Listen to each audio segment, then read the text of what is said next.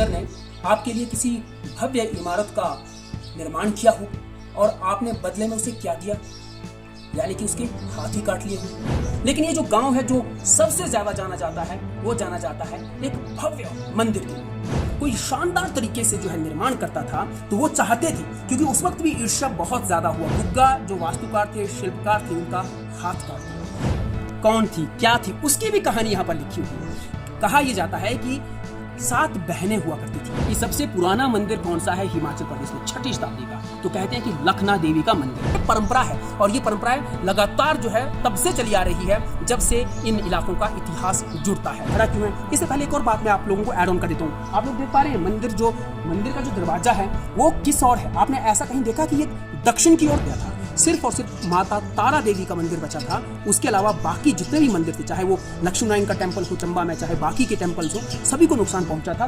तो ये 36 लाड़ी जमीन जो है उनको देने के नाम पर भी इस गांव का नाम जो है वो छतराड़ी पड़ा। मित्रों, क्या आपने ऐसी कोई कहानी सुनी है जिसमें किसी शख्स ने, किसी कारीगर ने आपके लिए किसी भव्य इमारत का निर्माण किया हो और आपने बदले में उसे क्या दिया, यानी कि उसके हाथ ही काट लिए हों? निश्चित तौर पर आज हिंदुस्तान के बाहर जहां जो लोग रहते हैं, जिन लोगों ने इतिहास पढ़ा होगा, तो निश्चित तौर पर ये जो सवाल पैदा होता है उसका जो जवाब जब ढूंढने से मिलता है तो सीधे बात चली जाती है 16वीं शताब्दी में, 1632 ईस्वी में, जब तत्कालीन मुगल जो एम्परर थे, जो उस वक्त के सम्राट थे, उस वक्त के जो बादशाह थे, शाहजहां, जो कहा जाता है कि उन्होंने अपनी बेगम की याद में एक बहुत बड़ा महल बनाया, मुमताज महल, और उसका नाम बाद में ताजमहल रखा गया। 20,000 कारीगरों ने उस ताजमहल को 22 साल के कठोर तपस्या के बाद बनाया था। यानी कि उन्होंने कितना कर्मठ काम किया, वहां पर 22 साल लगे, 20,000 मजदूरों ने वो ताजमहल बनाया और उसके बाद बदले में उन्हें क्या मिला, उनके हाथ काट दिए। क्या इस तरह की कहानियां इतिहास में कहीं और भी देखने को मिलती हैं? तो मैं उसी कहानी को दिखाने के लिए आप लोगों को एक ऐसी जगह पर लेकर आया हूं जिसकी विस्तृत जानकारी जब आप सुनेंगे तो निश्चित तौर पर आप कई तरह से ओतप्रोत होंगे।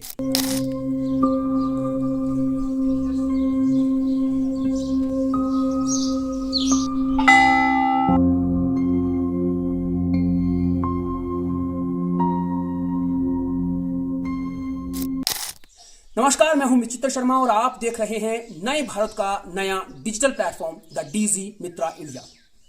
दोस्तों, इस वक्त मैं हूं हिमाचल प्रदेश के आकांक्षी जिला चंबा के जनजातीय क्षेत्र भरमौर के छतराड़ी गांव में।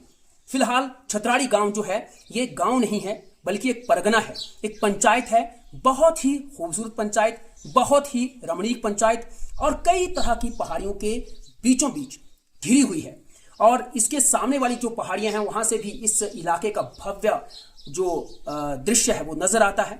इसके आस पड़ोस भी जितने गांव हैं वहां से भी इसका बहुत ही आकर्षक दृश्य जो वो नजर आता है। लेकिन ये जो गांव है जो सबसे ज्यादा जाना जाता है वो जाना जाता है एक भव्य मंदिर के लिए, और वो मंदिर भी तब का जब शायद ही किसी ने सोचा होगा। जी हाँ, ये मंदिर जो है 6ठी शताब्दी का है। तस्वीरें मैं साझा करता हूं। ये मंदिर जो है ये 6ठी शताब्दी में बना था। बात कहां से शुरू हुई थी? ताजमहल से। उसके बाद मैंने कहा था कि कोई ऐसी जगह भी है जहां पर किसी ने हाथ काट दिए हो। तो अब आपके मन में यह सवाल पैदा हो रहा होगा कि मंदिर की बात कर रहे हैं, उसके बाद फिर हाथ काटने की बात हो रही है, ये भला जुड़ कहां से रही है, कहानियां कहां से जुड़ रही हैं? तो मैं आपको एक कहानी से जोड़कर इस मंदिर तक पहुंचाता हूं।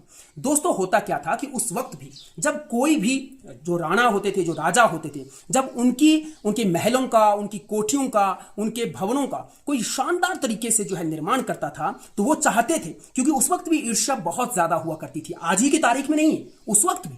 तो वो ये लोग सोचते थे कि उनके भवन का निर्माण जिस तरह से हुआ है, कहीं ये कारीगर जो है वो कहीं दूसरे का भवन या दूसरे की कोठी या महल इस तरह से वो बना ना दे। तो बदले में उनको क्या मिला करता था? उनके हाथ काट दिए जाते थे। तो कहा यह जाता है कि 6ठी शताब्दी में भी यहां भरमौर में जब ये ब्रह्मपुर हुआ करता था तब यहां पर एक मशहूर वास्तुकार, एक शिल्पकार और सिद्धस्थ जिनको कहा जाता है, ऐसे एक कारीगर थे जिनका नाम था गुग्गा। और वो हर वास्तुकला में भी माहिर थे और इस कारीगरी में भी और शिल्पकारी में वो बहुत ही सिद्धस्थ थे।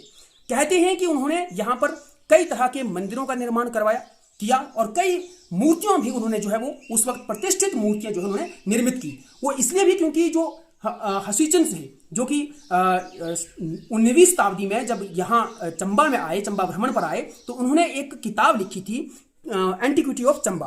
उसमें जिक्र मिलता है कि ये जो मूर्तियां यहाँ पर देखने को मिली हैं, यानी कि जो छतराड़ी में जो मूर्ति देखने को मिली है, भरमौर में कुछ मूर्तियां जो देखने को मिली हैं, उनमें जो अपभ्रंश तरीके से जो लिपि वहां पर लिखी गई है वो है जो कहीं ना कहीं जोड़ती है उसी कारीगर के साथ। लेकिन उस कारीगर का कहते हैं कि एक हाथ था और एक हाथ से उसने इस शिव शक्ति के मंदिर का निर्माण किया था। तो फिर जब हम यहां पहुंचे कि एक शख्स जो है एक हाथ से मंदिर का निर्माण कैसे कर सकता है, तो उसका एक हाथ ही क्यों था। फिर जब हम लोग और हिस्ट्री में पीछे गए तो पता चला कि उसी कारीगर ने, यानी जो गुग्गा नाम के जो कारीगर थे, उन्होंने उस वक्त तत्कालीन जो राणा थे उलंसा के, क्योंकि उलंसा भी एक परगना हुआ करता था, पहले अनौतें हुआ करती थी इन इलाकों में, यानी अलग अलग जगहों पे अलग अलग परगने हुआ करते थे और वहां पर अनौतें होती थी। राणा लोग जो हैं उनकी अंडर, उनके इर्द गिर्द, यानी कई गांव होते थे, उन गांव के एक एक राणा हुआ करते थे और उनके महल, उनकी कोठियां बनाई जाती थी। तो उन्होंने उलंसा के राणा की कोठी बनाई थी जो कि कारगर कोठी थी। उसके बाद उन्होंने बदले में क्या दिया, गुग्गा जो वास्तुकार थे, शिल्पकार थे, उनका हाथ काट दिया। अब वो बहुत परेशान हुए, परेशान होने के चलते फिर कई दिनों तक वो यूं ही लाचार पड़े रहे, लेकिन उन्होंने अपना काम नहीं छोड़ा। तो एक दिन कहते हैं कि उनको मां भगवती शिव शक्ति देवी जी ने कृपा पात्र समझकर जो है उन्हें रात को स्वप्न दिया और उनको कहा कि क्या आप मेरा मंदिर बनवाएंगे। तो उन्होंने उसी स्वप्न में कहा कि मां भगवती देखिए, मेरे पास एक ही हाथ है, मैं एक हाथ से मंदिर कैसे बना सकता हूं। तो जुड़ी कहानी कहां से शुरू हुई, कहां जाकर जो है मिली। तो आज हम उसी जगह को दिखाने के लिए पहुंचे। हम धीरे धीरे थोड़ा सा यहां से चलते हैं, पेरी फेरी में पूरा दिखाते हैं। इस मंदिर को आप लोग देखें, ये पहले तो पूरा मंदिर आप लोग देख लो, ये तस्वीरें आप लोग देख सकते हैं। इस मंदिर का जो निर्माण हुआ है ना केवल भव्य तरीके से हुआ है, गुर्जर प्रतिहार शैली में यह मंदिर बना है और साथ ही साथ वास्तुकार जिस तरह से आज की तारीख में भवनों का निर्माण करते हैं, ये उस वक्त अपनी स्तर की वास्तुकला में सबसे माहिर सटीक गणना के तहत यह मंदिर बना हुआ है। मित्रों, इसमें कहा यह जाता है, हम लोग तो क्योंकि अब किंवदंतियां नहीं है, यह कोई कहानी नहीं है, यहां हाथ कंगन को आरसी क्या, पढ़े लिखों को फारसी क्या। अंदर जब गर्भगृह में आप जाएंगे, उसके बाद छत की तरफ देखेंगे तो यहां पर जो छतें हैं वो नवग्रहों के आधार पर बनाई गई हैं और जो बाहर जो जितने भी यहां पर स्तंभ बनाए गए हैं, किस कदर ये स्तंभ बने हैं, उस वक्त ये स्तंभ बनाए गए थे, वो 12 स्तंभ हैं जो कि राशियों के आधार पर बनाए गए हैं। इसके अलावा जितनी भी यहां पर नक्काशी हुई है, उन सब में आपको यक्ष, गंधर्व, किन्नर, अलग अलग देवी देवता, ब्रह्मा, विष्णु, महेश, भगवान गणेश, कार्तिकेय जी और इसके अलावा हर प्रकार के जितने देवी देवता हैं, यानी कि 33 कोटि के देवी देवता माने जाते हैं। तो 33 कोटि के देवी देवताओं की मूर्तियां आपको इस पूरे मंदिर की इर्द गिर्द जितनी नक्काशी है वहां पर जो है देखने को मिलेगी। अभी आप ये देख सकते हैं 6ठी शताब्दी का उस वक्त का ये जो लकड़ी है, देवदार की लकड़ी है और आज दिन तक ज्यों की त्यों जिंदा है। ये आप लोग देख सकते हैं किस तरह का भव्य मंदिर है, पेरी फेरी में इतना शानदार ये मंदिर है। तो क्या ये मंदिर ऐसे का ऐसा ही था 6ठी शताब्दी में जब ये मंदिर बना, उससे पहले क्या था? जाहिर सी बात है सभी के दिमाग में ये सवाल तो कौंधेगा ही। तो ये जो है इसके पीछे भी एक बहुत बड़ी हिस्ट्री है और देवी मां भगवती, इंसानों का उस वक्त का रहना, फिर राक्षस, ये तमाम सारी चीजें भी इसमें इसी मंदिर से कुछ आकर जो वो मिलती है। मित्रों, फिलहाल तो हमने बात की इस मंदिर की, अभी थोड़ा थोड़ा हल्का हल्का जो है आपको यहाँ पर नवीन भी यहाँ पर कारीगरी जो देखने को मिल रही होगी, क्योंकि अभी ये आर्कियोलॉजिकल डिपार्टमेंट के पास है, जो हमारा जो पुरातत्व विभाग होता है उसके अंडर ये पूरे का पूरा मंदिर है। तो उनकी रहनुमाई में ये सारा मंदिर की देखरेख जो है वो होती है।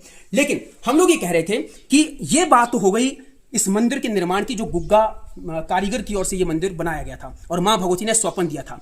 लेकिन मां भगवती कौन थी, क्या थी, उसकी भी कहानी यहां पर लिखी हुई है। कहा यह जाता है कि 7 बहनें हुआ करती थी और 7 बहनों ने जब यहां पर उस वक्त के तत्कालीन जो गांव के लोग जो हैं, मानव तो मनु के समय से ही हैं, तो जब ये लोग यहाँ पर रहा करते थे तो उनकी गाय और जो उनकी उस वक्त मवेशी बहुत ज़्यादा होते थे, पशुपालन बहुत ज़्यादा होता था। उनकी जो गाय हैं वो पास के ही एक मेढ़ी गांव में जो है वो चारगाहें थी, तो वहाँ पर छोड़ दी जाती थी। उसके बाद जब वो गायें जो है वहाँ चरने के लिए जाती थी, शाम को घर आती थी तो उनके थनों से अपने दूध जो है वो निकलता ही नहीं था, यानी कि दूध होता ही नहीं था। जो लोग थे वो परेशान थे, जितने दोधी लोग थे या जो पशुपालक थे, उन्होंने ये देखा कि उनकी गायों का दूध आखिर चुरा कौन रहा है। उनको बहुत चिंता हुई। एक बार क्या है कि उन्होंने देखने के लिए उस गायों के पीछे गवालों को भेज दिया और उन्होंने देखा कि इस जगह पर, इस पर्टिकुलर जगह पर, ये पूरा घनघोर जंगल था। अभी भी आप लोग अगर देखेंगे तो पूरे का पूरा ये जंगल ही है, लेकिन क्योंकि मानव बस्ती ज्यादा बढ़ गई है, अब यहाँ लोग ज्यादा रहने लगे हैं, तो अब जो है अब घर हो गए हैं, तो जंगल थोड़ा सा कट गए हैं, लेकिन उस वक्त ये घनघोर जंगल था, बहुत खतरनाक ही जंगल हुआ करता था। तो कहते हैं कि इस जगह पर आकर जो है उनकी गायों के थनों से दूध जो है वो खुद ब खुद ही जो है वो निकलने शुरू हो जाता था, और उसके बाद जो है वो गाय के जो थन होते थे वो खाली हो जाते थे। तो इससे चिंता हुई कि आखिर यहाँ पर ऐसा है क्या। तो लोगों ने जब इस चीज़ के बारे में विचार किया तो यहाँ पर जो है फिर से देवी माँ भगवती ने जो है यहाँ स्वतः ही प्रकट होकर जो है लोगों के मन में ये विचार किया कि हम लोग जो है यहाँ देवियाँ हैं। राजा को माफ़ कीजिएगा, जो उस वक्त के देव वर्मा के जो पुत्र थे मेरू वर्मा, उनको स्वप्न हुआ कि यहाँ पर जो है हमारा मंदिर बनवाया जाए। तो कहा यह जाता है कि मेरू वर्मन द्वारा 6ठी शताब्दी में फिर यहाँ पर इस भव्य मंदिर का निर्माण किया गया। तो देवी माँ के लिए यहाँ पर शिव शक्ति देवी का पहला मंदिर जो है वो यहाँ पर बनाया गया। इसके अलावा कहा यह जाता है कि माँ भगवती की 7 बहनें थी, तो 7 बहनें अलग अलग है। अब वो इनमें से 3 बहनों का जिक्र तो हमें साफ तौर पर देखने को या सुनने को मिलता है, लेकिन बाकी की जो 4 बहनें हैं वो कहाँ हैं, इसके बारे में कोई खुलकर जानकारी प्रॉपर नहीं मिल पाती है। यानी कि जो 3 बहनें थी उनमें से भगवती माँ शिव शक्ति सबसे बड़ी कही जाती हैं। और एक आप लोगों ने देखा हुआ कि ये आप लोगों के लिए जनरल नॉलेज का एक सवाल भी है कि सबसे पुराना मंदिर कौन सा है हिमाचल प्रदेश में 6ठी शताब्दी का। तो कहते हैं कि लखना देवी का मंदिर। तो लखना देवी का मंदिर भी जो है वो भरमौर में है, और ठीक वैसे ही मंदिर जो है यहाँ पर भी है। तो लखना देवी माता जो है वो इनकी छोटी बहन कही जाती है, और जो सबसे छोटी बहन है वो है परौली वाली देवी। तो वो कहाँ है, वो इसी मंदिर के ठीक 1 किलोमीटर के सामने जो है, इनके बिल्कुल सामने वहाँ पर बगल में खड़ी है। ये बहुत बड़ा लंबा इतिहास है, हम उस इतिहास में नहीं जाएंगे, लेकिन फिलहाल मैं आप लोगों को ये बता दूं कि इन 3 देवियों का स्पष्ट तौर पर जो है वो जिक्र इसी भरमौर क्षेत्र में देखने को मिलता है। मंदिर तब के देखने को मिलते हैं, जीवंत सारी यहाँ पर आप लोगों को चीजें जो है वो ज्यों की त्यों आज भी जो है वो वैसी की वैसी देखने को मिलती हैं। लेकिन उसके बाद बाकी की देवियों का अपभ्रंश है। जैसे कुछ लोग कहते हैं कि चुराहा वाली जो चुरान देवी भगवती है वो भी इन्हीं की बहन है, बजेश्वरी देवी भी इन्हीं की बहन है। अब उसमें क्योंकि पूर्णता वो जानकारी नहीं मिलती है, लेकिन फिलहाल जहां तक यहां की बात है तो यहां आप लोग देख सकते हैं कि आज भी सैकड़ों नहीं बल्कि हजारों श्रद्धालु भक्त जो यहाँ पर आते हैं, और यहाँ पर एक अलग तरीके का पूरा परंपरा से युक्त जो है यहाँ पर मेलों का भी आयोजन होता है। उसके पीछे की भी बहुत बड़ी वजह यहाँ पर बताई जाती है। कहा यह जाता है कि क्योंकि ये घनघोर जंगल हुआ करता था, तो यहाँ पर जो है वो राक्षस हुआ करते थे, और राक्षस जो है वो लोगों को परेशान किया करते थे। तो लोग किस पे डिपेंड थे, या तो राजाओं पर या फिर देवी देवताओं पर। तो यहाँ पर क्योंकि माँ भगवती का खुद का निवास स्थान था, और आप लोगों ने कई पुराणों में, वेदों में या फिर ग्रंथों में पढ़ा होगा, इतिहास में भी पढ़ा होगा कि जहां जहां भी लोग ज्यादा परेशान होते थे, चाहे वो आदिकाल की बात हो, चाहे वो भूतकाल की बात हो, चाहे वर्तमान की बात हो, तो लोग डिपेंड किस पे होते थे, राजाओं से परेशान होते थे तो भी देवी देवताओं पर डिपेंड होते थे, देवी देवता का ही आह्वान करते थे, उन्हीं की प्रार्थना पूजा अर्चना किया करते थे, उन्हीं से मदद मांगा करते थे। और उस वक्त भी कुछ ऐसे ही हालात थे। तो लोगों ने जो है राक्षसों का समूल नाश करने के लिए मां भगवती से जो है प्रार्थना की, और मां भगवती ने लोगों के कहने पर जो है राक्षसों को यहां से दूर भगा दिया। और मखौटे स्वरूपी जो आप लोगों को मैंने मखौटे दिखाए हैं तस्वीर में, जिस तरह से आप लोग देख पा रहे हैं, तो उन मखौटों को अभी भी रखा गया है। और ये मखौटे कब काम आते हैं मित्रों, ये भी मैं आप लोगों को बता देता हूं। कहा यह जाता है कि मां भगवती शिव शक्ति जो है वो सीधे तौर पर आप लोग जानते हैं भगवान शंकर महादेव की शक्ति है। और जब शंकर भगवान का कोई बहुत बड़ा प्रतिष्ठान होगा या उनके मेलों का आयोजन होगा, तो यहां भला क्यों नहीं होगा। तो कहा यह जाता है कि राधाष्टमी, जब राधाष्टमी होती है, बड़ा नहौन जब होता है कैलाश पर्वत मणिमहेश पर, उसके तुरंत बाद वहां से जो पवित्र जल जो है यहां पर लाया जाता है, मां भगवती का स्नान किया जाता है, और तब से यहां के लिए 3 दिवसीय मेला जो है यहां से स्टार्ट हो जाता है। अब उन दिनों में क्या किया जाता है कि लोग जो है अपनी परंपरा अनुसार यहाँ पर पहले भगवान शंकर महादेव जी की यहाँ से पालकी निकालते हैं, शोभा यात्रा निकालते हैं, और उस भव्य शोभा यात्रा में यहाँ के जो पारंपरिक परिधान होते हैं लोगों के, उनको पहनकर उस शोभा यात्रा में निकला जाता है, दूर तक पूरी परिक्रमा की जाती है। उसके बाद जो है, क्योंकि ये मेला 3 दिन चलता है, उसके बाद फिर ये मखौटों वाली जो राक्षस रूपी मखौटे पहनकर कुछ लोग जो है स्वांग यहाँ पर करते हैं, और पीछे से लोग जो है उन राक्षस रूपी मखौटे पहने हुए लोगों को यहाँ से भगाते हैं। और फिर ये समझा जाता है कि इन राक्षसों को हमने अपने गांव से दूर भगा दिया है, और अब गांव जो है वो शुद्ध हो गया है। अब गांव में कोई भी काला साया या किसी तरह की कोई समस्या अब नहीं आएगी। ये परंपरा है, और ये परंपराएं लगातार जो है तब से चली आ रही है जब से इन इलाकों का इतिहास जुड़ता है।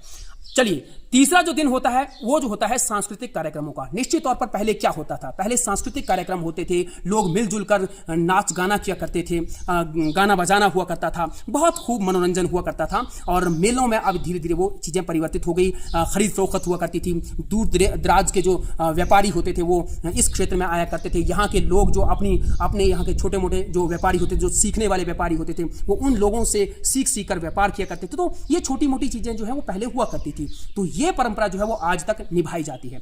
तो ये तो था इस मंदिर का इतिहास, यहाँ की तमाम सारी बातें और उन गुग्गा मिस्त्री कारीगर जो थे उनकी बात, जिन्होंने एक हाथ पर ये पूरे का पूरा मंदिर बनवाया। लेकिन एक और बात मैं यहाँ पर ऐड ऑन करना चाहता हूँ मित्रों, कि ये जो मंदिर था वो कहा जाता है कि सिर्फ और सिर्फ जो है वो एक ही पहिए के ऊपर बनाया गया था, जिनको जैसे मैंने पहले कहा कि कारगर कोठी उलंसा के राणा की बनाई थी। उसके बाद उन्होंने उनका हाथ काट दिया। उसके तुरंत बाद मां भगवती ने कहा कि क्या आप उन गुग्गा को कहा कि क्या आप इस तरह का मंदिर बना सकते हैं? तो उन्होंने कहा कि निश्चित तौर पर जब आपका आशीर्वाद होगा तो क्यों नहीं बनाएंगे। तो इस तरह का मंदिर उन्होंने बनवाया और ये मंदिर जो है वो कारगर बना और ये फिर घूमने वाला ये मंदिर था। ये इकलौता मंदिर जो घूमने वाला था ये जो मंदिर है। लेकिन कहा ही जाता है कि एक मंदिर जब बनकर तैयार हुआ, उन्होंने घुमाया, उसके बाद मां भगवती प्रसन्न हुई और मां भगवती ने कहा कि आप मांगिए कि मैं आपका दूसरा हाथ लगवा देती हूं। तो आपको मालूम है कि उस वक्त गुग्गा जी ने क्या कहा था? उन्होंने कहा कि मुझे हाथ नहीं चाहिए। अगर मैं होता तो शायद ये कहता कि बिल्कुल हाथ ही नहीं, मुझे पूर्ण तथा मुझे तो पूरी तरह से माला माल कर दीजिए, क्योंकि हम लोग हैं, हमारी तो यही इच्छा हो सकती है। लेकिन उस वक्त उन्होंने कहा कि नहीं, मुझे मुक्ति चाहिए। क्या आज की तारीख में हम लोग मुक्ति मांगते हैं? नहीं, क्योंकि हमारी अब मनसा, हमारी इच्छा, हम लोग कुछ और हो चुके हैं। लेकिन उन्होंने कहा मुझे मुक्ति चाहिए। मां भगवती ने तुरंत उनकी बात मानी और कहते हैं कि जब आखिरी स्लेट कलश जहां पर लगाया गया, मां भगवती का जो कलश ऊपर रखा गया है, यहां पर जब आखिरी स्लेट रखा गया उसके तुरंत बाद जो है गुग्गा कारीगर जो थे वो यहां से गिरे नीचे, जो है यहां पर जो है उनकी यहां पर जो है वो तिरोभाव उनका हुआ यहां पर, और उनका तिरोभाव होने के बाद जो है वो समाहित हो गए एक तरह से मां भगवती के ही श्री चरणों में। और कहा यह जाता है कि उन गुग्गा कारीगर की पूजा अर्चना भी यहाँ पर जो वो की जाती है। उसके बाद माँ प्रसन्न होती है। उनकी भी पूजा अर्चना अगर नहीं ना हो तो माँ भगवती जो है वो हम लोगों से नाराज ही रहती हैं। तो इसलिए ये तमाम सारी चीज़ें बहुत जगहों पे भी जुड़ती हैं, यहाँ पर भी आकर इस तरह से जुड़ती है।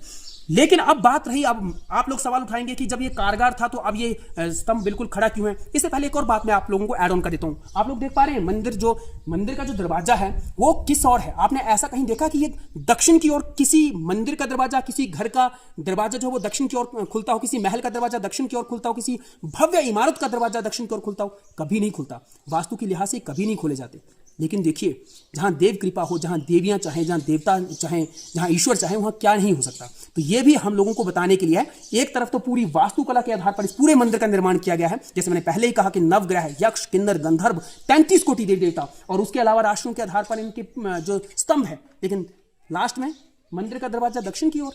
ये कैसा वास्तुकला है? देवी देवताओं के लिए तमाम सारी वास्तुकलाएं नहीं चलती।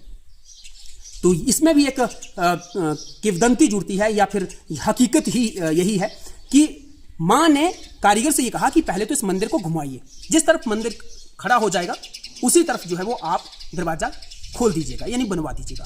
तो कहते हैं कि जब घुमाया गया था ये मंदिर, उसके बाद ये जो मंदिर का ये जो किनारा है वो खुला था दक्षिण की ओर। तो फिर जो है मंदिर का जो दरवाजा है वो दक्षिण की ओर रखा गया था। तो ये भी एक बहुत बड़ी कहानी है। अब ये कारगर था तो फिर अब ये घूमता क्यों नहीं, ये भी सवाल है, जाहिर सी बात है। तो आप लोग जानते ही होंगे मित्रों कि साल 1905 में एक बहुत बड़ा भूकंप आया था।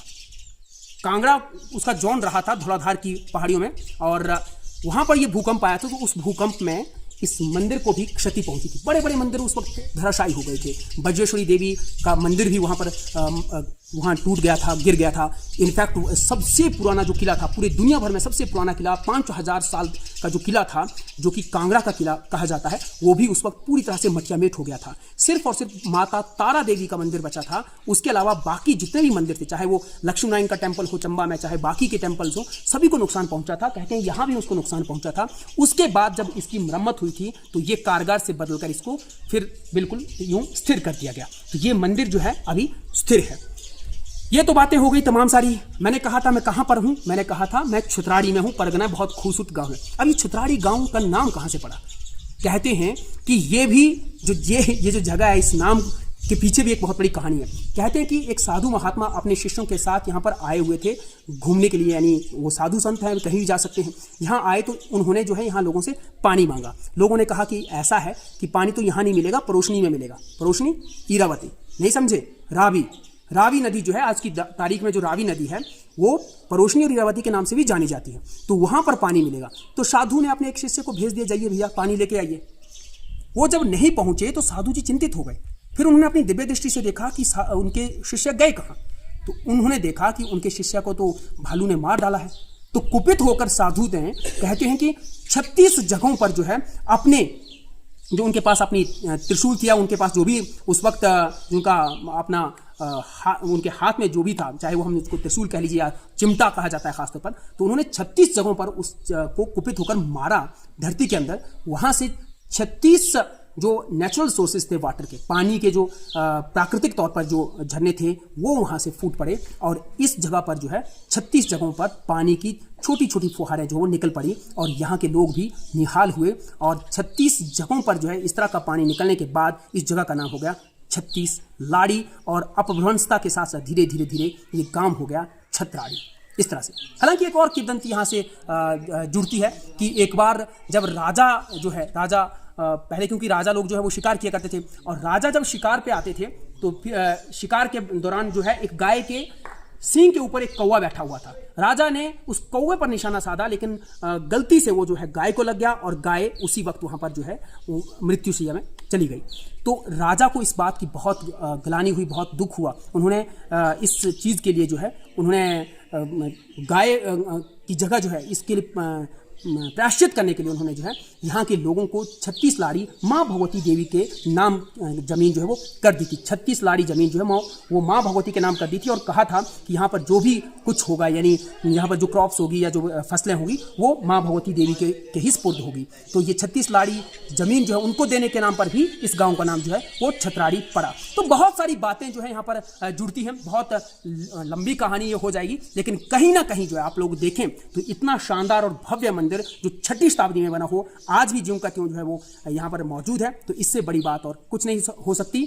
आस्था का ये केंद्र है, और ये आस्था का केंद्र या और सैलाब उस वक्त और ही ज्यादा उमड़ता है जब मणिमहेश के मेले लगे होते हैं, और जब आखिरी दिन राधाष्टमी के दिन बड़े नहान के बाद जो है तमाम जितने सारे लोग होते हैं वो फिर यहाँ पहुंच जाते हैं, और मेलों की शुरुआत यहाँ से हो जाती है। मित्रों, मुझे लगता है कि आप लोगों को ये मेरी ओर से सुनाई गई ये जो माँ भगवती, शिव शक्ति और छतराड़ी की कहानी बहुत पसंद आई होगी, और उम्मीद है कि आप लोग इसको ज़्यादा से ज़्यादा शेयर भी करेंगे। और अगर आप लोगों को लगता है कि इससे जुड़ी हुई और कोई किंवदंती या और भी कोई कहानी है जिसको जोड़ा जा सकता है, तो निश्चित तौर पर आप हमारे कमेंट बॉक्स में लिख सकते हैं। शुक्रिया, बहुत बहुत धन्यवाद।